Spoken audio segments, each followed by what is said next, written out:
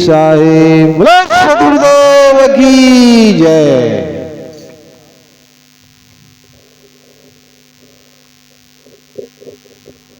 गुरु के सुमिरन मात्र से नासत विघ्न अनंत ताते सर्वारंभ में ध्यावत है सब संत। गुरु है बड़ा गोविंद से मन में देख विचार। हरि सिर जय तो बार बार गुरु सिर जय तो पार। गुरु सिर जय तो पार।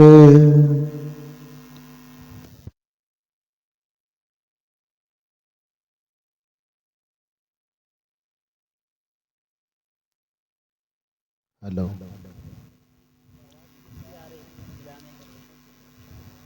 मेरे व्यवहारिक एवं पारमार्थिक जीवन के प्रबल प्रेरणा स्रोत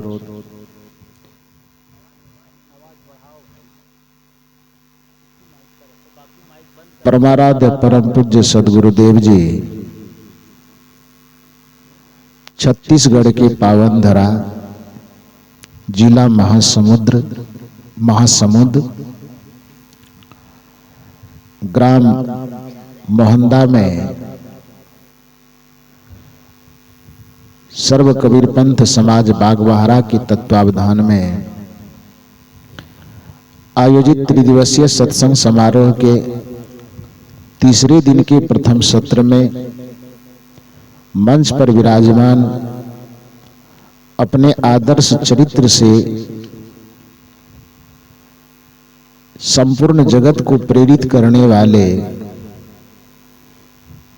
परम वंदनीय संत समाज, इस परिवर्तक स्थल पर विराजमान अध्यात्म प्रेमी सज्जनों तथा देवियों, स्तुति प्रार्थना के उपरांत कुछ भजन और विचार के माध्यम से अभी आप लोग आप्लावित हो रहे थे।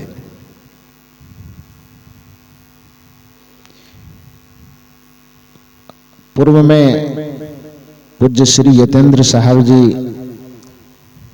बड़ी सुंदर बात आप लोगों को बता रहे थे। उसमें एक भाव उनका स्पष्ट हुआ कि कोई मंत्र जप लेना सत्संग नहीं है, माला हाथ में फेर लेना सत्संग नहीं है, कोई पूजा पाठ कोई कर्मकांड कर लेना सत्संग नहीं है। तब सत्संग है क्या? सदगुरु कबीर साहब की दृष्टिकोण में सत्संग किसे कहा जाए, आज इसी पर थोड़ा सा निवेदन मैं करूंगा। सदगुरु कबीर साहब की एक साखी सबसे पहले हम लोग सुनते हैं। आपा तजे हरि भजे नक्सिक तजे विकार, सब जीवन से निर्वैर रहे साधु मता है सार। ये किसी एक व्यक्ति के लिए, एक पंथ के लिए, एक मजहब के लिए सत्संग का सारांश नहीं बताया गया, बल्कि इस धरती के जितने मनुष्य हैं जो भी भक्ति के मार्ग में, सत्य के मार्ग में, शांति के मार्ग में यात्रा कर रहे हैं, चाहे वह किसी मत का हो, किसी पंथ का हो, किसी संप्रदाय का हो, किसी वर्ग का हो, किसी वर्ण का हो, किसी भी देश काल और परिस्थिति में रहने वाला व्यक्ति, शांति के पथ में जो भी यात्रा कर रहा है, साधना के पथ में, भक्ति के पथ में, धर्म के पथ में जो भी यात्रा कर रहा है, उन सब के लिए सत्संग का मार्ग, भक्ति का मार्ग यही है। हम कौन माला जपते हैं, कौन सा नाम जपते हैं, किस गुरु से दीक्षित हैं, किस मत से जुड़े हुए हैं, किस पंथ से जुड़े हुए हैं, कोई बहुत ज्यादा मायने ये नहीं रखता है। मायने यह रखता है कि आपके जीवन में विकारों का उन्मूलन कितना हुआ है। आवाज थोड़ा बढ़ा दीजिए।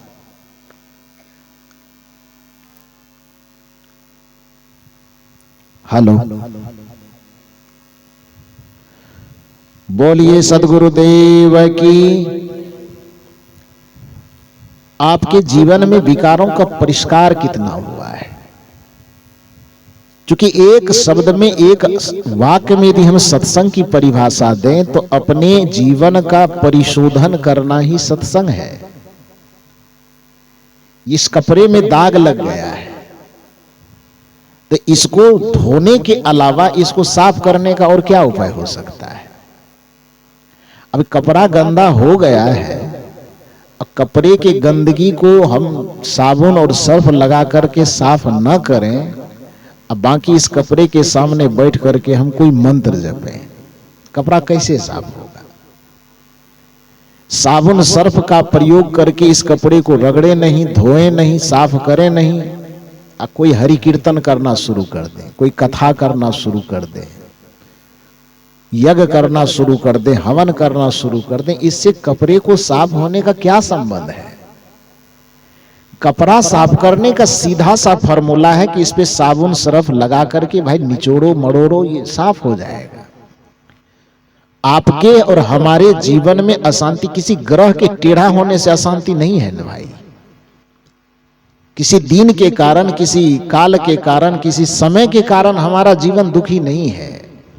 हमारा और आपका जीवन दुख हुई होने का दो कारण है, एक चित्त का विकार और दूसरा अपने बिगड़े हुए कर्म संस्कार। इस दो चीज के अलावा इस संसार में मनुष्य के न तो कोई सुख का कारण है न दुख का कारण है। पहला कारण है अपने चित्त का विकार, मन का विकार। जिसका मन विकार से भरा हुआ होगा वो दुनिया में भगवान का भी भगवान हो जाए, भक्त की तो बात छोड़ दीजिए, वो भगवान का भी भगवान हो जाए, फिर भी यदि उसका चित्त विकारों से भरा हुआ है तो पूरे ब्रह्मांड में उसके सुखी होने का कोई उपाय नहीं है। तो विकारों से भरा हुआ चित्त, विकारों से भरा हुआ मन दुख का पहला कारण, और दूसरा कारण है अपने बिगड़े हुए कर्म और संस्कार। उसी बिगड़े कर्म संस्कार को कोई तकदीर भी कहता है, भाग भी कहता है, नसीब भी कहता है। क्योंकि भाग, नसीब, तकदीर कोई अलग से चीज नहीं है कि कोई भगवान लिख देता है। भाग, नसीब, तकदीर भी आप ही लिखते हैं, आपके ही कर्म का वह तीसरा रूप है। क्योंकि दर्शन शास्त्र कहता है कि कर्म के 3 स्तर हैं। पहला क्रियामान कर्म, जो वर्तमान में हमारे द्वारा संपादित हो रहा है उसको क्रियामान कर्म कहा जाता है। कर्म हो करके जो जमा हो चुका है उसको हम संचित कर्म कहते हैं। कर्म किए, जमा हो गया, और जमा होने के बाद उसका फल मिलना अब प्रारंभ हो गया है, उसको प्रारब्ध कर्म कहते हैं। तो जिसे प्रारब्ध कर्म कहा जाता है, उसी प्रारब्ध को प्रकारांतर से कोई नसीब कहता है, कोई भाग कहता है, कोई तकदीर कहता है। तो यदि आपके भाग में दुख लिखा हुआ है तो इसका यह मतलब नहीं कि कोई भगवान लिखा दिया और भगवान उसको मिटा देगा, कि हम चढ़ावा चढ़ा देंगे, फूल माला दिखा देंगे, अगरबत्ती दिखाएंगे तो भगवान प्रसन्न हो जाएंगे और उससे हमारा तकदीर बदल देगा। ना, भगवान आपकी तकदीर को बनाया ही नहीं तो भगवान आपकी तकदीर को कैसे मिटा सकता है।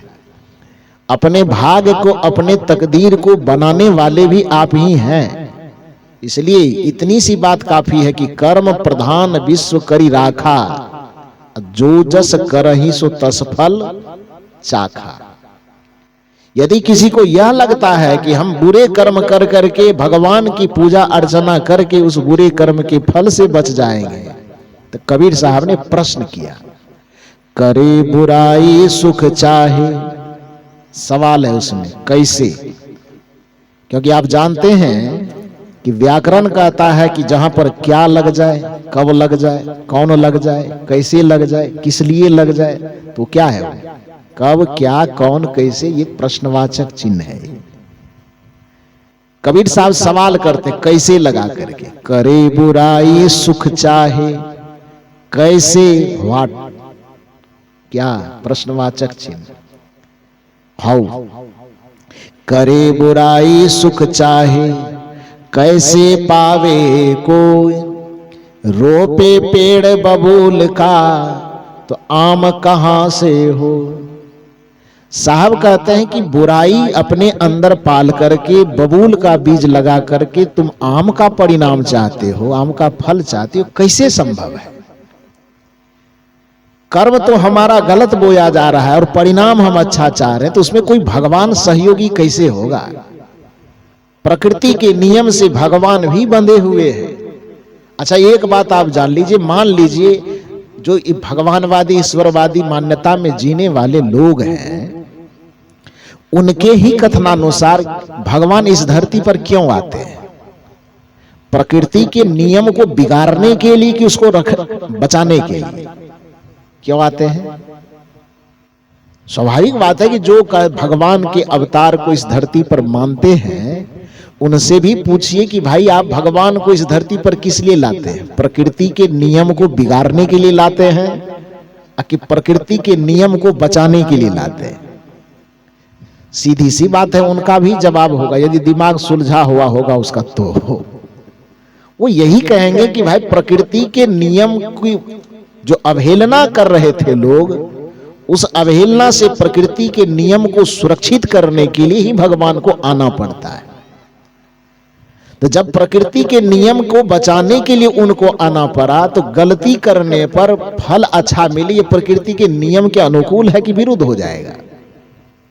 यदि किसी भगवान को हमने लड्डू चढ़ा दिया, सोना चांदी चढ़ा दिया और कुछ चढ़ा दिया, और उसके बदले में हमारे गलत कर्म को भगवान अच्छे कर्म में बदल देता है, तो फिर वह भगवान एक घुसखोर पदाधिकारी से ज्यादा बड़ा कैसे हो जाएगा? वो है जो भ्रष्ट पदाधिकारी है, भ्रष्टाचार में लिप्त है, कि आपके कागज दाएं बाएं हो भी तो थोड़ा 50,000 दे देने से, टेबल के नीचे दे देने से सब कागज सही हो जाता है। और यदि यही काम भगवान का रह गया है कि आपके अंदर में विकार है, पाप है, बुराई है, गलत आचरण है, गलत विचार है, गलत व्यवहार है, अब भगवान को 5 केजी लड्डू चढ़ा दिए, ज्यादा बड़ा पाप है तो 5 केजी सोना चढ़ा दिए, और भगवान खुश होकर के हमारे बिगड़े हुए कर्म के परिणाम को ठीक कर दिया, तो एक भ्रष्ट पदाधिकारी में और भगवान में फिर अंतर क्या रह जाएगा? रहेगा? वस्तुतः भगवान ऐसा नहीं करेंगे। भगवान प्रकृति के नियम को ही भगवान कहा जाता है,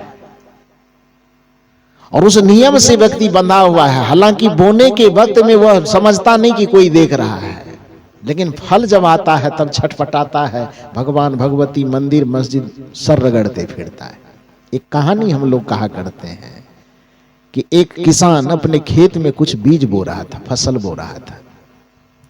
एक महात्मा रास्ते से गुजर रहे थे, तो देखा बगल में कि खेत है, किसान उसमें बीज छींट रहा है। गर्मी का महीना रहा होगा, किसान बेचारा संजोग से उस रोज घर से कुछ भोजन खा करके नहीं आया था। एक तो पेट की भूख और दूसरा ऊपर से गर्मी पड़ रही थी, तो गर्मी वाले सूर्य का भी ताप, भीतर में भी आग और ऊपर में भी आग। पेट में आग होता है कि नहीं होता है? अग्नि के भी 5 प्रकार बताए जाते हैं। अग्नि के प्रकार आप लोग जानते हैं? आग कितने प्रकार का होता है? 5 या 6 होता है शायद।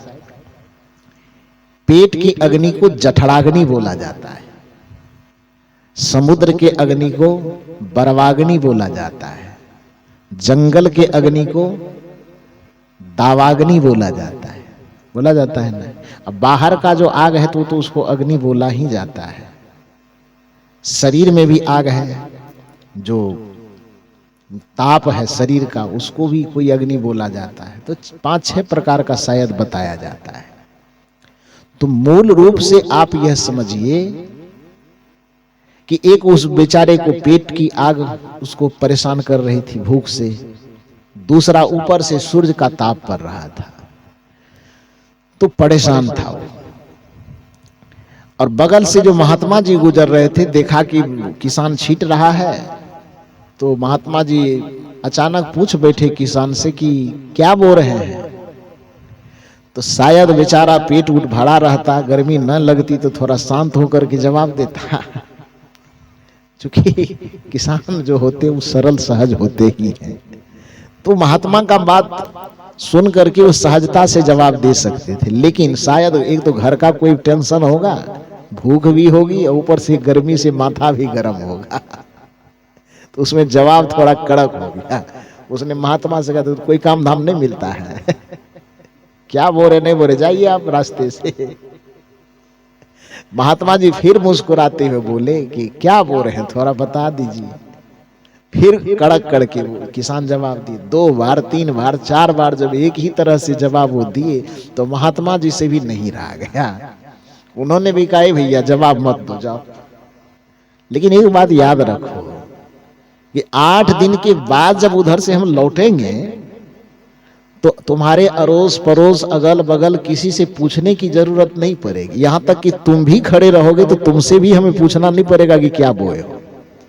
अभी पूछ रहे हैं, नहीं बता पा रहे हो तो, लेकिन याद रखना कि 8 दिन के बाद जब मैं दोबारा उधर से लौटूंगा तो किसी से पूछने की आवश्यकता नहीं पड़ेगी। तुम्हारे जमीन और प्रकृति का नियम चिल्ला चिल्ला करके यह बता देगा कि 8 दिन पहले तू खेत में क्या बो रहा था। बताएगा कि नहीं? क्योंकि 8 दिन के बाद क्या हो जाएगा।